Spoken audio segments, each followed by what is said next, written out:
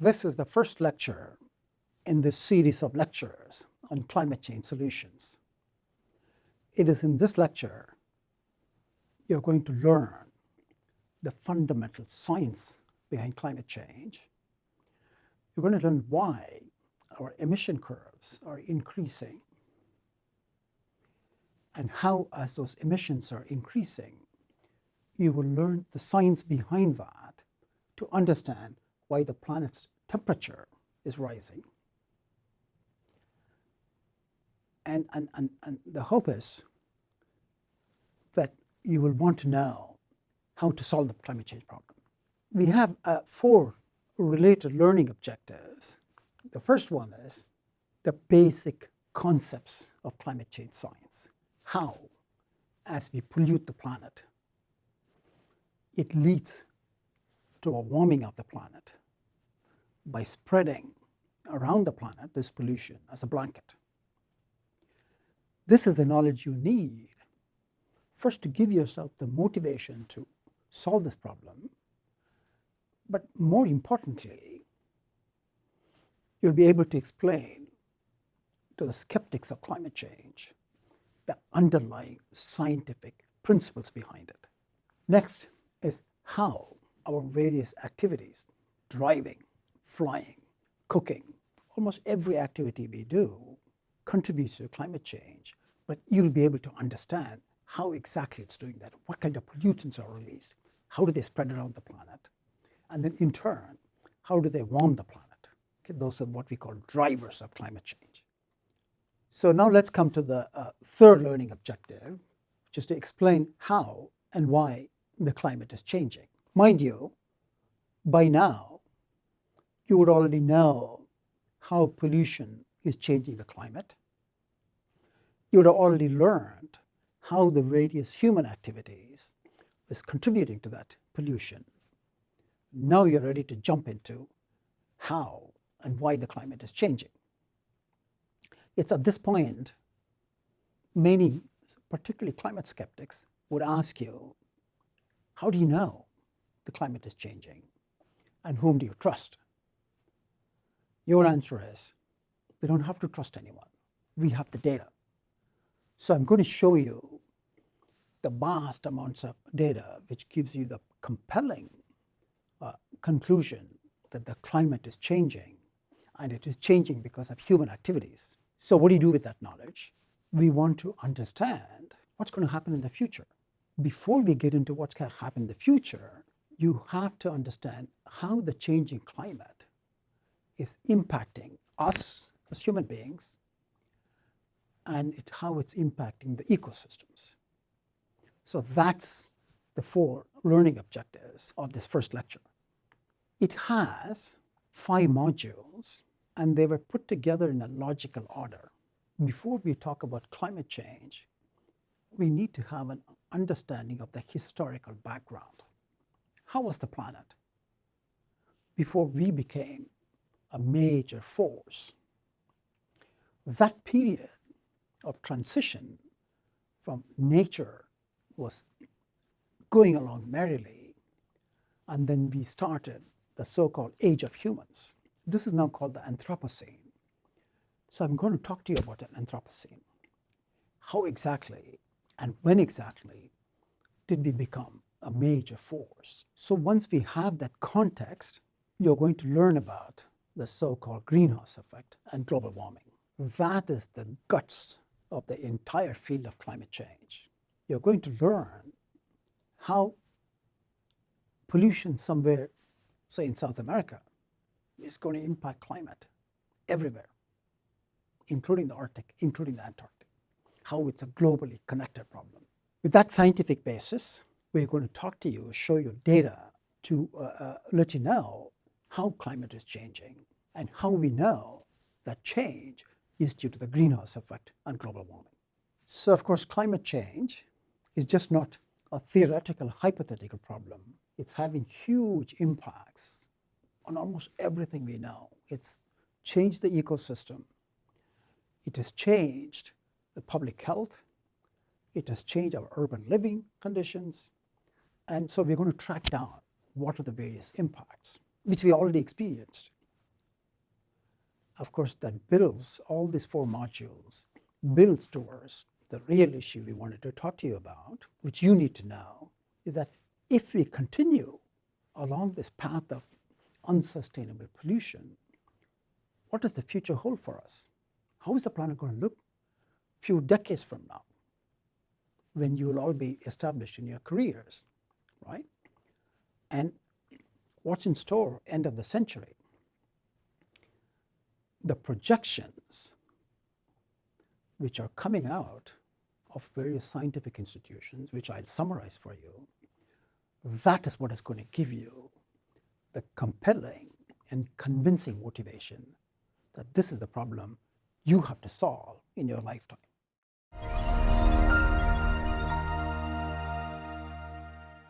As I mentioned earlier, this first lecture is about climate change science. It has 5 modules, and I'm going to start with the first module, titled Anthropocene and Planetary Stewardship. Here, I'm basically setting the climate change problem, which has been happening over the last century or so, in a historical context, so you can understand how we are changing things. So in fact, starting from early 20th century, human beings have made such spectacular, visible, and in many cases adverse changes to the planet. So we have become like a geological force. Climate change is an icon for that demonstration of how human beings have become a geological force. Our pollution is melting glaciers, Greenland, West Antarctic. It's retreating sea ice in the Arctic. It has risen the sea level. It's causing droughts. It's causing heat waves. It has changed the whole circulation. So many scientists, including me, have concluded we should call this epoch or this era as the Anthropocene. My discussion and the Anthropocene is based on this paper written by a group of experts from around the world. And we have the reference for you to go back to. Let's talk in a historical context, the link between climate change and civilization. About 20,000 years ago, we were still in the middle of the Ice Age, where the glaciation reached its maximum phase. Soon after, the climate started gradually warming, and about 11,500 years ago, it warmed abruptly and then reached a state, a relatively warm climate. More than the warm climate, it was relatively stable. There were fluctuations, but it is that warm, stable climate which ushered in the agricultural revolution from hunter-gatherers, which is what we were before the Holocene. So this period of warm, stable climate is called the Holocene. And it is the last 200-300 years of this Holocene which started the Industrial Revolution and then started the climate pollution. The Industrial Revolution started in earnest around 1800. It was fueled by fossil fuels, and the consumption of fossil fuel grew globally. And then came the World War II. After the World War, beginning around 1950, the consumption of fossil fuel accelerated. Along with it, the production of goods and the consumption of goods also accelerated. We can see this acceleration in every metric we can think of. Population, you can see it took off around 1950. GDP grew tremendously post-1950. Consumption of water, consumption of food, vehicles, everything took off. And we scientists call this the Great Acceleration. In the previous slide, you saw how post-World War II, everything went up. Our consumption went up, population went up, number of vehicles went up, but that left a huge imprint on the ecosystem. For example, the carbon dioxide concentration, which was steadily increasing, took a huge jump in 1950. 20 years later, the temperature of the planet also took a huge jump. So this is what we mean by great acceleration. And it left huge ecological impacts. Just starting with the atmospheric concentration of greenhouse gases, we can see starting in 1950, they took off. The temperature of the planet increased. The depletion of ozone, again, became a major factor around 1980s. The biodiversity of species, they started decreasing post-1950, and the species extinction accelerated. There was no part in this planet which did not witness this great acceleration. The pollution was in the air, it was in the water, it was in the ecosystem, and no matter where you go, Arctic to Antarctic, this planet was not the same we inherited a century ago. We talked about Ice Age, and then we talked about how it transitioned to the Holocene, how the relatively stable climate of the Holocene allowed the agricultural revolution to take hold, which then led to the Industrial Revolution, which in turn led to consumption of fossil fuels, leading to climate pollutant emissions and warming the planet. So the Anthropocene started sometime during the Industrial Revolution, and the climate has already warmed by a degree. And if we continue with business as usual, that temperature is going to take off to 3-4 degrees. There are two major lessons to be learned from this. First, we are not the only one changing the climate. Climate is changing because of natural phenomenon also. So why are we bothered about this climate change from the Anthropocene? The fundamental problem of this human-made climate change is the following. Nature goes through glacial to interglacial cycles, cold, warm, and it has done that over the last million and a half years. The climate now is sort of in the interglacial, that is the warmest it has been, at least in the last 20,000 years. And to find a similar warm climate, like a Holocene, you have to go back 130,000 years ago. The real issue is that we are warming the climate beyond the warmth of the Holocene. So by the time it reaches past 2 degrees, there is no analog for such a warm climate, at least in the last million to million and a half years. That is one of the fundamental issue of societal concern about this warming along the business as usual path.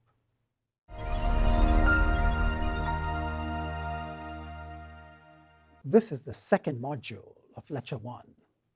It deals with the greenhouse effect and global warming. I hope you'll pay close attention to this lecture.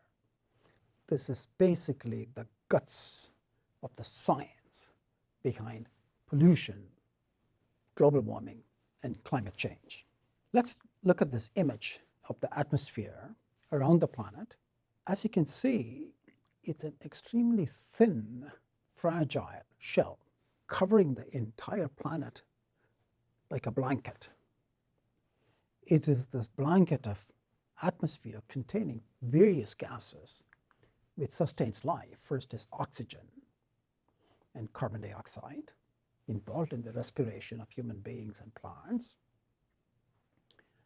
Then the water vapor in the atmosphere is what forms clouds, rain, thus creating rivers, lakes, glaciers, ski slopes, etc. So the water as a vapor is a crucial part of the atmospheric composition. Where does this water vapor come from? From the oceans. and from the land. The soil evaporates moisture, the ocean evaporates moisture, it spreads in the planet. And it is this atmosphere which regulates sunlight. Clouds bounce back or reflect a lot of the sunlight back. Ice and snow does the same thing, keeping the planet cooler. Also, it protects life. The ozone gas in the atmosphere shields the harmful ultraviolet light, without which there will be huge incidences of skin cancer. But what's important to us for this lecture, this atmosphere regulates climate in fundamental, unbelievable ways. Without the atmospheric composition of water vapor and carbon dioxide, the planet would be frozen like Mars. On the other extreme, without clouds and ice and snow reflecting light, the planet would be so hot as to be unlivable.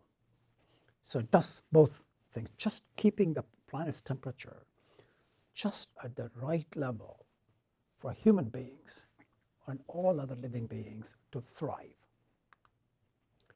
So it is in this thin shell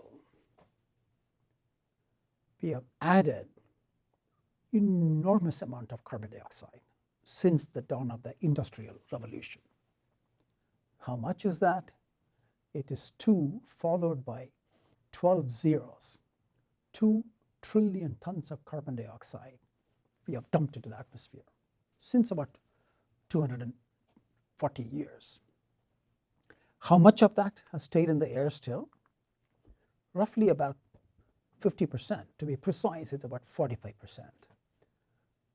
So in that thin shell, there is a blanket of carbon dioxide, human-made carbon dioxide, whose sheer weight is astounding, 930 billion tons. It is equivalent to about 450 billion cars circling the planet all the time.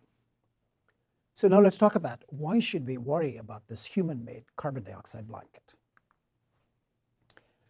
In the next video, we see how gases in the atmosphere spread around the planet to form this blanket.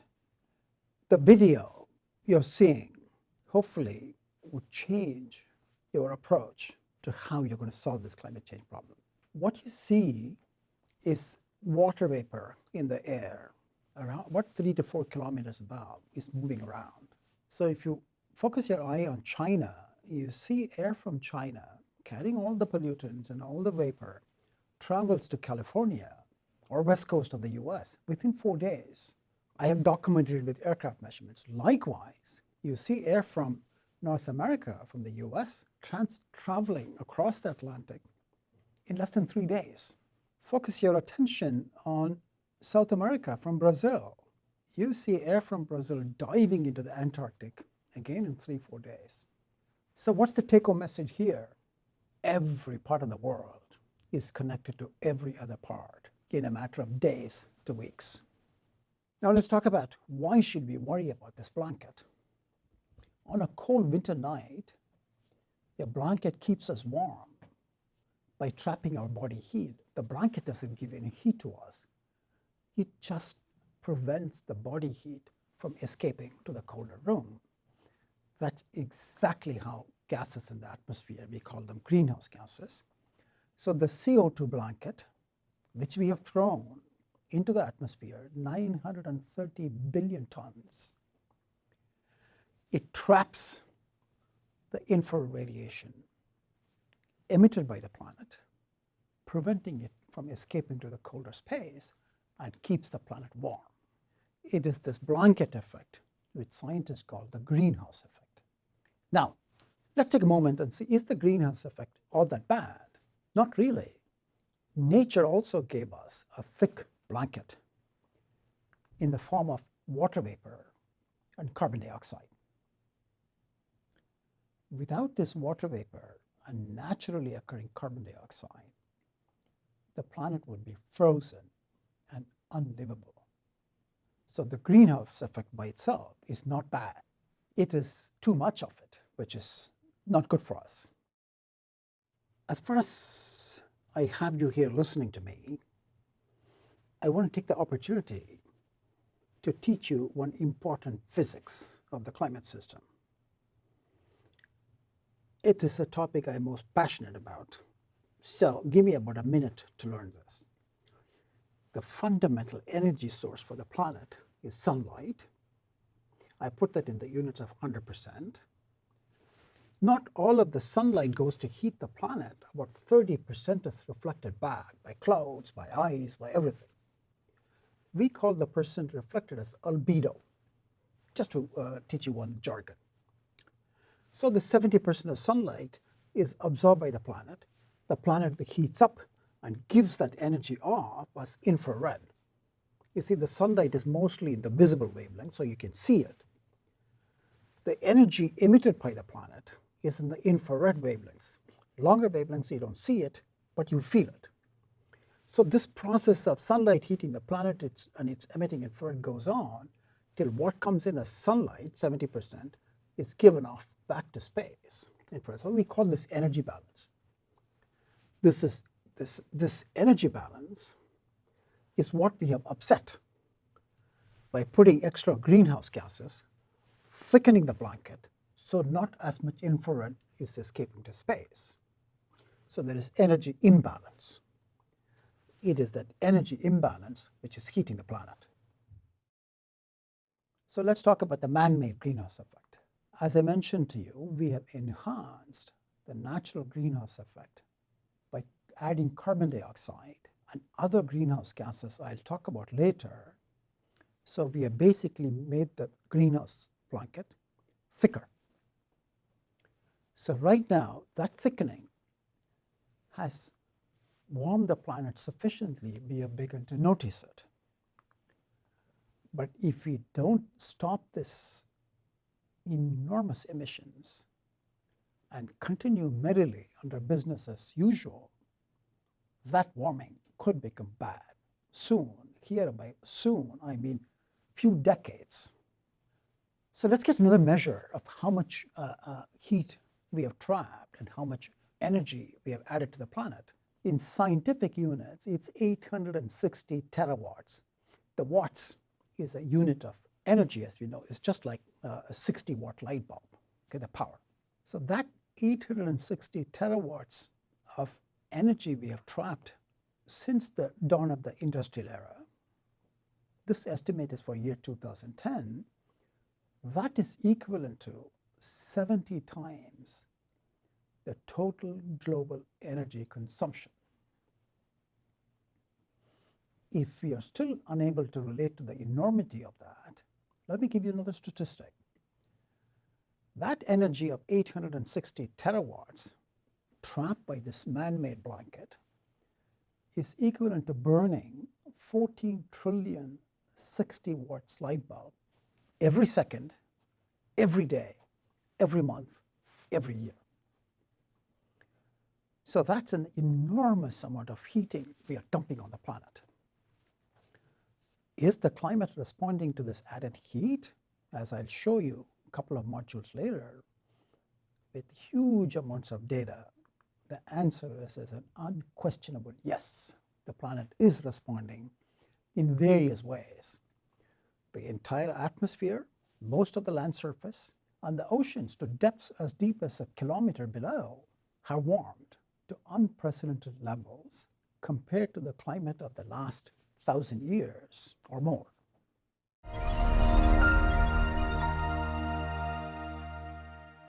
So this is the third module of this first lecture. We have already learned how certain pollutant gases behave like a blanket, traps the heat, and causes global warming. And we also learned how the pollutant gases have been increasing with time, and that should have led to continuous warming. So now, this is the time to test the scientific concepts with actual data. So we'll first talk about why is climate changing. Next, talk about how is the climate changing. You have to know by now the distinction between weather and climate. Weather is what's happening at any time on a short time scale. There is rain today, there is sunshine tomorrow, a few days later there is a storm. These kind of day-to-day short-term changes are what we call weather. Then comes climate. We say winter is colder than summer. That is climate, longer-term average. And we say summer, some regions get monsoon rainfall, winter is dry. So that is climate.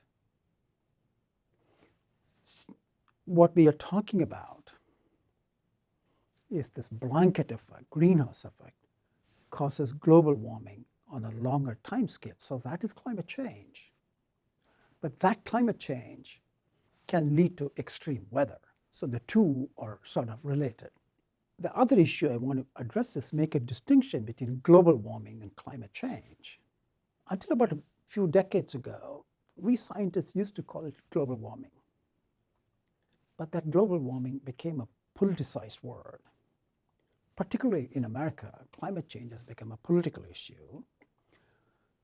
So scientists have responded to that by making the distinction between global warming. By definition, global warming implies man-made human impact on the temperature of the planet. That global warming leads to climate change. And how do we define climate change? Change in winds, change in storms, change in rainfall, change in humidity. All of this is grouped under climate change. So you should be able to make a distinction between global warming and climate change. So let's take up the issue. Why is the planet warming? You already know this, but I'm just emphasizing it again. Almost every human activity releases gases to the atmosphere. Some of them are what we call greenhouse gases. So they thicken the greenhouse blanket Mother Nature gave us, and this thickening of the blanket warms the planet. And you have to keep in mind this acceleration of everything, the industry, development of machines, consumption of fossil fuels, which happened after we returned from World War II. So since 1950s, this climate change and warming has increased and even accelerated with time. What are the sources? I already mentioned to you, everything we do contributes to this greenhouse gases. First is you see the smokestacks. Actually, the smoke itself is not the carbon dioxide gas I'm talking about. Carbon dioxide, in fact, is invisible. When we see something, there are particles in the air, okay? So we shouldn't get confused. And the second is forest clearing, burning of forests. That releases carbon dioxide and other greenhouse gases. And then coming on down, this is automobiles, one of the major sources of carbon dioxide. When you put fossil fuel, gasoline in your tank, and you drive, so you're burning that, and what comes out of exhaust is carbon dioxide. So on the left-hand side, I'm showing you my grandmother's kitchen. She's no more, but this lady who's cooking with firewood, she could lose her firewood and her source of food by the pollution we put in a major city you see from your cars, because it's a global problem. Likewise, the smoke coming out of that firewood, we have shown, could melt glaciers thousands of kilometers away. So we are all interconnected. And you're going to start on the solutions, few lectures from now. So never forget, we are not going to solve this problem by pointing fingers at each other. So what are the important greenhouse gases? I already talked to you about so many times about carbon dioxide. Fortunately for us, roughly half the carbon dioxide you put out, for example, let's say you took your car today to come to this class. Out of the tailpipe came carbon dioxide. Half of that carbon dioxide you put out would be taken out by settling on the land, becoming trees and plants, or the oceans absorb it. So roughly half is gone in less than 10 years. But the bad news is the other half stays in the air for 100 years. And about 20% of that stays for thousands of years. So the carbon dioxide you released today by coming to this class would stay up there for centuries to thousands of years. Your children, your grandchildren, and generations unborn would still be inhaling that carbon dioxide. Unfortunately for us, carbon dioxide is not the only man-made greenhouse gas. Until 1975, we thought CO2 was the only problem. When the greenhouse effect of chlorofluorocarbons, it was used as refrigerants and propellants, their greenhouse effect was discovered in 1975, and soon after, host of other gases were added to the planet. We were emitting methane by leaking natural gas pipes, we were emitting nitrous oxide from fertilizers, and numerous other gases. So we have to worry about carbon dioxide and the non-carbon dioxide gas. About 3 or 4 lectures from now, you will learn that the non-CO2 greenhouse gases offers an important tool to immediately slow down climate change. You may want to work on that problem. So there's many of the non-CO2 greenhouse gases, we call them superpollutants. If you use the metric, the warming effect of carbon dioxide is 1, that of methane is 25 times more potent. Nitrous oxide coming from fertilizers is about 300 times more potent. The hydrofluorocarbons, which are used as refrigerants, is about 125 to 15,000 times more potent. So I refer to them as superpollutants, okay? So keep track of that. Sadly for us, in the year 2016, we passed a major threshold, the sort of threshold we shouldn't be passing. So this record shows data extending over the last 250 plus years. The background carbon dioxide concentration before human activities become so major was about 275 parts per million parts of air. In other words, with a million molecules of air, about 270 was carbon dioxide. That has increased steadily, shot past 300 in 1950, 350 by 2000, and sadly 400 by 2016. 40% has increased. And so that is kind of one threshold beyond which you could see some major climate changes. So we want to level this off before it increases too much. So what is the relative contribution of this carbon dioxide and this non-carbon dioxide superpollutants? So carbon dioxide has contributed 50% to this additional heat trapped by this greenhouse blanket. The superpollutants, or we call them 2 categories, long-lived. Nitrous oxide stays in the air for 100 years. So that's contributed about 10%. And the short-lived superpollutants, they don't stay in the air for too long. Methane stays for 10 years, and ozone stays for a few months, and then hydrofluorocarbons. So methane, ozone, and hydrofluorocarbons are gases. I've added black carbon. It's known as soot. It's the dark stuff which comes out of diesel, their particles, or forest fires. So together, the short-lived superpollutants are contributing as much as 40% to the heat added to the planet, okay? Keep track of these. Each one of this offers a particular powerful avenue for slowing down climate change.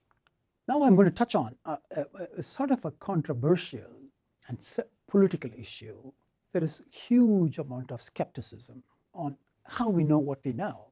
Many think all of this coming from models, and these models are unreliable, and others think is this, based on manufactured stuff. So you don't have to trust anyone. First of all, if someone asks you, do you believe in climate change? Your first answer is no, because climate change is not about belief.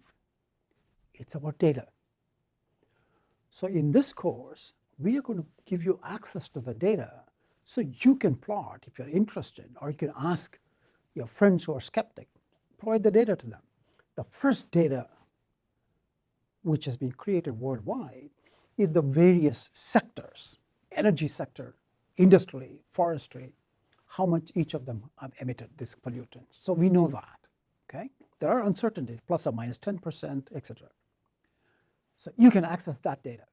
Next, okay, I know I'm putting this stuff through my tailpipe. How do you know the atmospheric composition has increased? The atmosphere is getting more polluted. So here you see concentrations of carbon dioxide, the non-CO2 pollutants, methane, nitrous oxide. We have global data for each of these species. And the important thing for you to know, this data is collected by every nation. Americans collect data over America, Europeans over Europe, Indians over India, Chinese over Chinese. So the data is not some conspiracy by a few throwing this data. It is collected internationally, and it is all collected together in one database. You should be able to reproduce these from the available data. Next is this showing the temperature around the planet, how it has changed. These are thermometers at different locations, okay? And this sort of plots average it over the whole globe, and you can see starting from 1880, how the planet was cooler and steadily warming. Okay, now we have reached a degree. Since climate change has become controversial, the most important thing you could serve in terms of solutions is to convey the science to those who are skeptical and tell them about the data and tell them they don't have to believe climate change. What they have to do is get into the data themselves, and then they can trust the basic science. Thank you.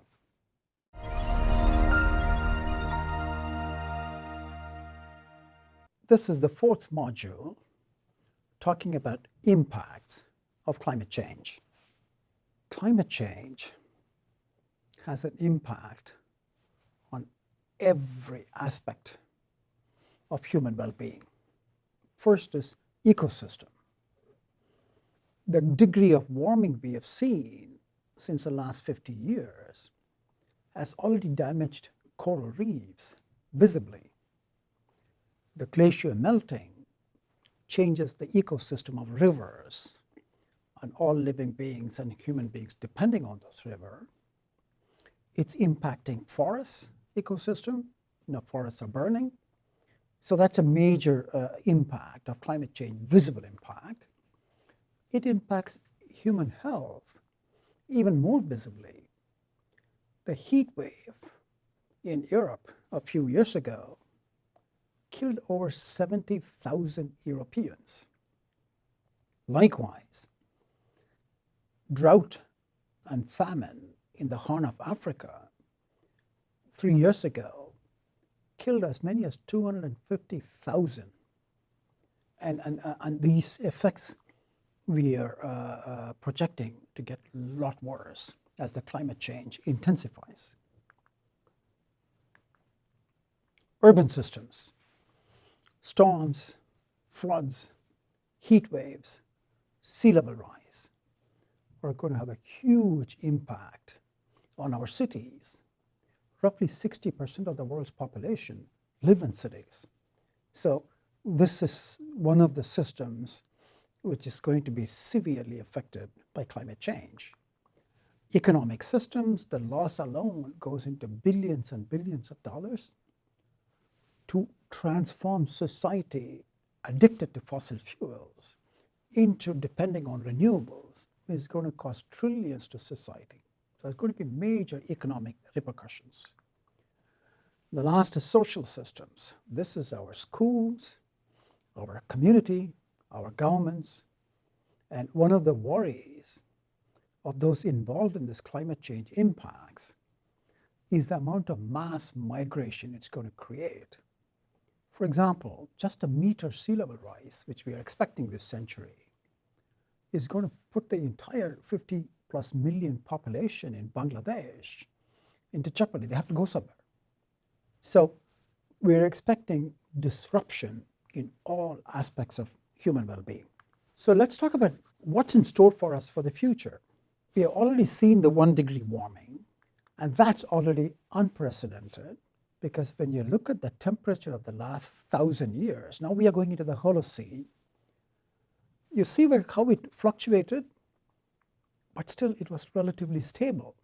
Compared to that, how the system is taking off from 1950 onwards, we are warmed by 1 degree. That's already unprecedented.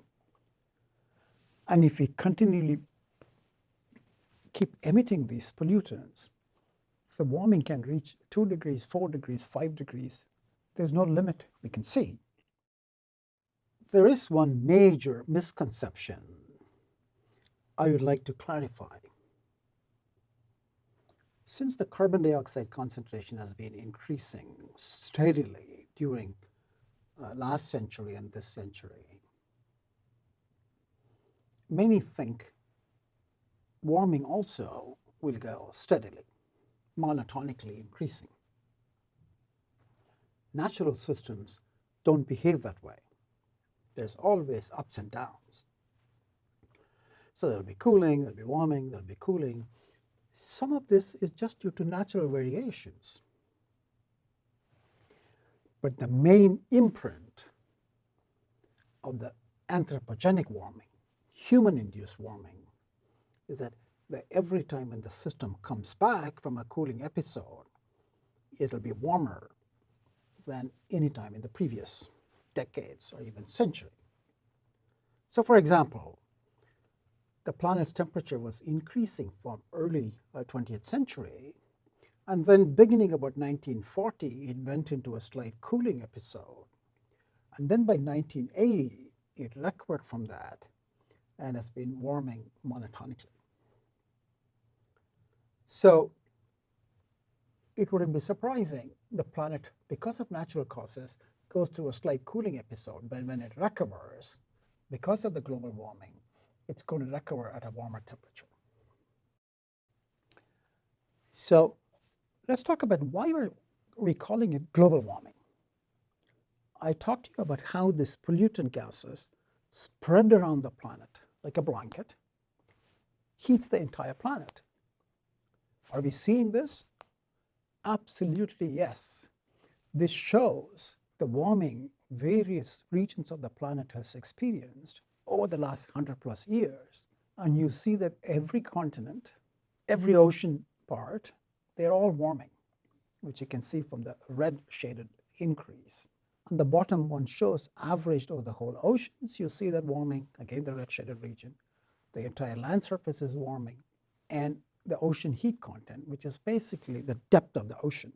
So the entire kilometer thick ocean is warming. So that is why it's called global warming. We already know the planet has been warming. And I'm showing that schematically with the light blue curve. It warmed, then it cooled a little bit, then it warmed, and it keeps warming. So how do we know, by looking at a graph like that, that that's due to human activities? Well, that graph itself cannot claim that warming is from human activities. For this warming to have caused by the carbon dioxide, now the greenhouse gas, greenhouse effect, that surface warming, which I'm showing here, has to be accompanied by the entire atmosphere warming and the ocean warming to its depths, the Arctic sea ice retreating, the glaciers melting, etc., etc. It is collectively how the entire planet's climate has changed is the evidence scientists need to say that this is human-caused warming. But there is one more piece of compelling evidence which has been added by our climate models. The most sophisticated climate models, when they tried to simulate the climate starting from early 20th century, and when they put the observed pollution, they are able to simulate this observed temperature change reasonably well. Not perfectly, but reasonably well. However, when they go back and recreate this temperature record, but without the pollution, okay? Say they run it just allowing natural causes, you don't see this warming. Instead, they say a steady temperature which doesn't increase at all, particularly the post-1950 acceleration, the warming. None of the models have been able to simulate that. What that tells us is that this warming we are seeing is due to something anomalous and not due to natural causes. That anomalous is the dominance of human activities in dumping this greenhouse gas pollution, increasing the thickness of the blanket, and it in turn warming. So now let's see what's in store in terms of other components. We talked about temperature so much, but temperature is not the only thing which is changing. Here I'm showing the rainfall trends for about last 50 years, 1950 to about 2000.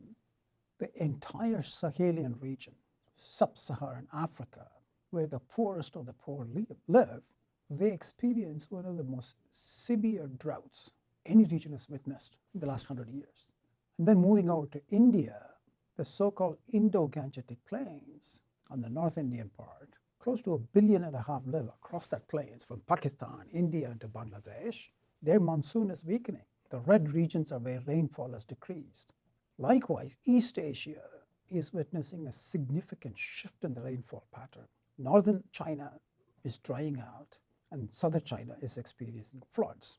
So that's the reason we call it global warming to climate change.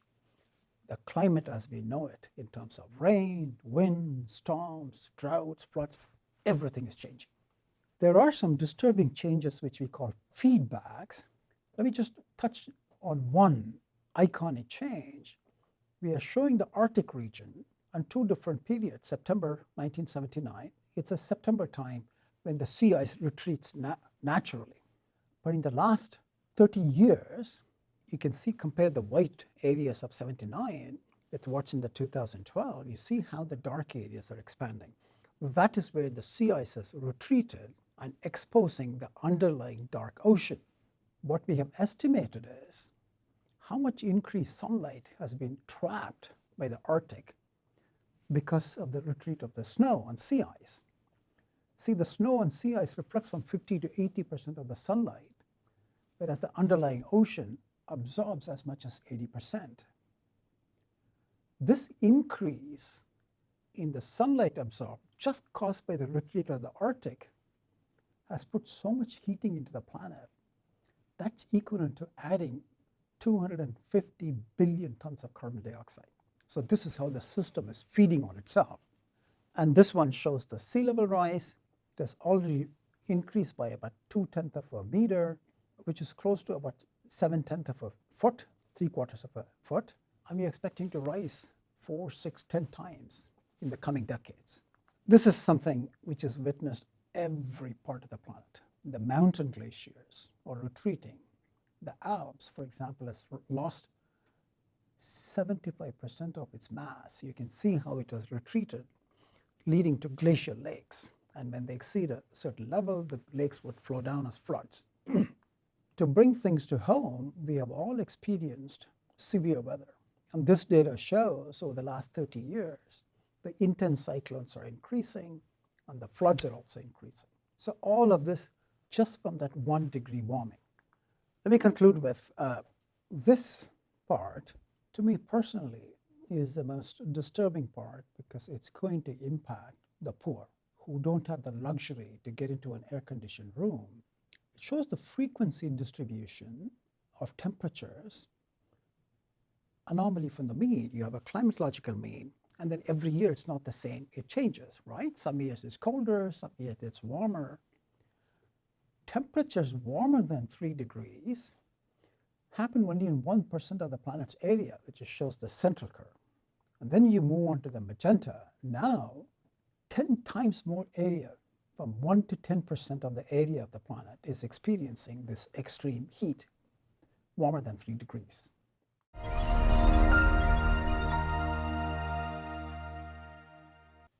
Okay, so now we have come to the final module of this first lecture on climate change science.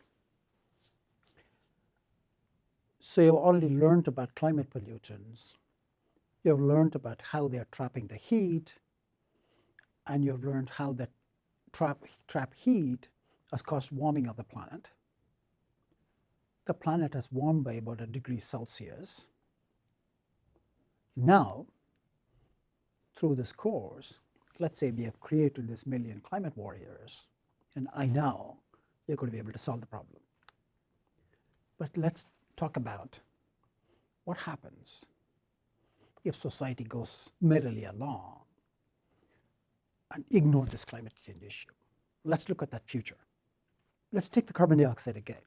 This curve shows from the time the Industrial Revolution started, 1750, to the year 1970, 220 years, we added about 1 trillion tons of the carbon dioxide. This bar graph adds another 40 years from 1970 to 2011. So our acceleration is so phenomenal that in just 40 years, we added the second trillion.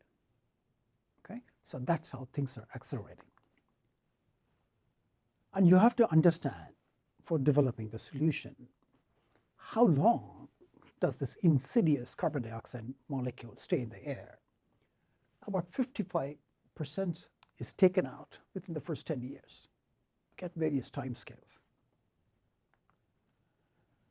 About 45% stays for a century or longer. That means every time you emit, about half a ton is staying there accumulating, okay, over centuries. And out of this 45%, about 25 out of the 45 is removed in a century time scale, and the other 20% stays for 1,000 years, if not tens of thousands of years. Okay? So our footprint would be visible for thousands of years, if you can imagine that. So now let's talk about the urgency. Remember, when we started at the beginning of this course, we said climate problem can reach crisis levels within decades. Then I said it's an urgent problem requiring urgent solution. So what's the urgency? We already put 2 trillion tons as of 2010. In the next 20 years, we would have put the third trillion ton. Okay? So what does that mean? That 3 trillion tons is enough to warm the planet by 2 degrees. You know, the planet has some memory, inertia, it's not going to warm immediately. It'll probably get to the 2 degrees by 2050. Now, scientists consider this 2 degrees as a threshold beyond which climate change would be dangerous to the entire society. So the thought process which will come to you is, come on, temperature is changing by 10, 20 degrees from winter to summer, day to day. What is 2 degrees? But remember, this is 2 degree warming of the entire planet, the oceans, the glaciers, everything. To understand what it means, about 130,000 years ago, the planet was warm by just 1 degree. That was enough to melt glaciers and expand the sea. The sea level went up by about 5 to 6 meters. That's about 20 feet. So that's what 1 degree means on this time scale. But it took a long time for that sea level to rise, but 2 degrees then is the basis for which we think of it as danger threshold. Then you go to 2050, the warming would already have shot past 2 degrees, and you have to figure in the population would increase by 9 billion. So we need to stop planetary temperatures. Think of it as a planetary fever. If you think of carbon dioxide as a virus, it has caused a fever to the planet, and we want that fever to stop around below 2 degrees. Okay?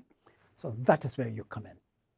And you already know it's just not CO2 and energy consumption, it's climate pollutants from various sources. This is what I would like you to discuss in the class. Track down all those other sources for non-CO2 climate pollutants. I hope you'll have a vigorous discussion on this. And the second point I want you to discuss in the class is how big is this non-CO2 problem. I've already given you some data, just starting point, but you have to do some literature search. So now let's talk about the future, okay? So we are in 2015, the planet has warmed by 1 degree, okay? And let's say you're 20 years old. By the time you turn 45, the climate will be 2 degrees warmer into the dangerous threshold. So you don't have too much time to come up with solutions. So that brings me back to the Anthropocene. Remember, we started this first lecture with the Anthropocene, placed the historical context, and then human beings came to usher in what we call the Anthropocenes, or age of humans, where we have become a geological force. And this shows planetary boundaries. A group of scientists have come up with this. we have already exceeded the planetary boundary. The red zone means you've gone past the boundary into the danger zone. A species extinction, the rate has gone up by a factor of 10 or more compared to the background. And we have perturbed the nitrogen cycle. Nitrogen is the basic nutrient for all plants. To feed the 7 billion population, we have dumped so much nitrogen. So the nitrogen processing is many, many times more than what nature had. So we have already exceeded the boundaries of those two. Fortunately, there are many other things we are still within the boundary. My own projection is, if we don't stop the climate change pollution, climate change could exceed that boundary. So it's our job, and it's your responsibility to come up with the solutions so we stay within the boundary and protect people. So with that, I've concluded the first lecture. So let's summarize quickly what we learned. The first module was about the Anthropocene, and where we have become a geologic force, and where we showed climate change is one of the major icons of the Anthropocene. Then we learned about how the atmosphere behaves like a blanket to trap the planet's heat and keeps it warm. Nature gave us the blanket in terms of water vapor and carbon dioxide, and we have been thickening that blanket. So greenhouse effect is not bad. What is bad is too much of it. So we talked about where the pollutants. I'm going to let you read this at your own time. So when you develop the solutions, your solutions would drastically differ whether you're targeting carbon dioxide or these other super pollutants, etc. The sources are different. And this is, I think, the most important part. I would like you to go back to the slides, because you are going to be asked when you invent, say, a climate solution and start trying to implement it, you're going to be asked, with the skeptics are going to ask, do you believe in climate change? Your answer is, no, I don't believe in climate change. You have to follow it up by saying, I don't have to believe in climate change. I'm relying on the data. The data is telling me climate is changing, okay? And you have to patiently describe to them how the data was collected, how it's accessible. So we have to be patient and explain to them how we know what we know.